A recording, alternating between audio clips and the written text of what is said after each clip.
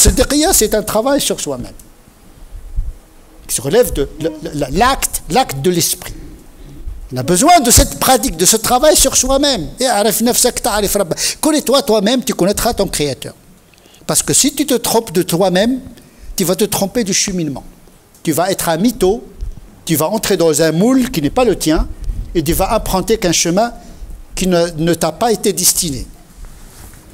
Tu vas prendre un rythme qui n'est pas le tien, tu vas t'engager dans une charge de pratique qui est très prétentieuse, parce que Siddiqi, il est modeste, parce qu'il n'est pas prétentieux. Siddiqi, il est à la hauteur de sa prétention. Quand tu donnes un engagement, tu donnes l'engagement que tu es capable de réaliser. Ne donne pas un engagement qui est plus grand que toi. L'islam darajat, les pratiques sont multiples. Ne t'engage pas dans toutes les pratiques. Sinon, tu vas te trouver en porte-à-faux par rapport à ton engagement.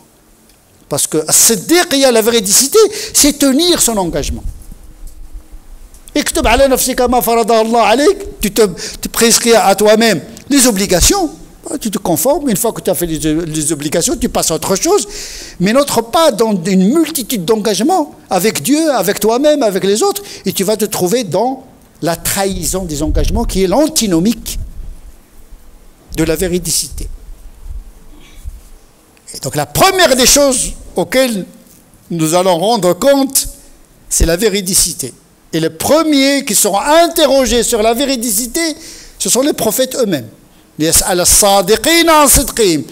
va interroger les véridiques, ce sont les prophètes, sur leur véracité. Est-ce qu'ils ont transmis complètement la vérité? C'est une forme de consolation pour nous autres. Si les prophètes, ils ont des comptes à rendre à Dieu, que dire des autres? Nous aussi, nous allons rendre compte de notre véridicité. Est-ce que nous étions véridiques ou non? Et qui dit véridicité dit une forme d'innocence aussi. La véridicité suppose une forme d'innocence, le bara'a, qui est le contraire du vice, de la ruse. Il n'y a pas pire pour la spiritualité qu'un esprit tordu. Ça biaise le rapport avec Dieu. Une pollution mentale avec des vices empêche justement l'acte de la sincérité. Donc il faut faire beaucoup de nettoyage intérieur. Et ça demande de la contemplation, la méditation sur soi-même. C'est une pratique, ça, c'est pas une option. Nous devons faire le nettoyage. Le karcher, c'est pas le karcher des beaux lieux, c'est le karcher intérieur que nous devons opérer. Et ça demande un repos, une distance. La méditation, c'est une pratique importante, et parmi les champs de la méditation, c'est méditer sur sa propre réalité. Que suis-je? Parce que nous sommes altérés par les regards des autres. Nous sommes malheureusement définis par les autres. Vous êtes les plus à même à vous connaître vous-même. Bien sûr, l'autre c'est ton miroir.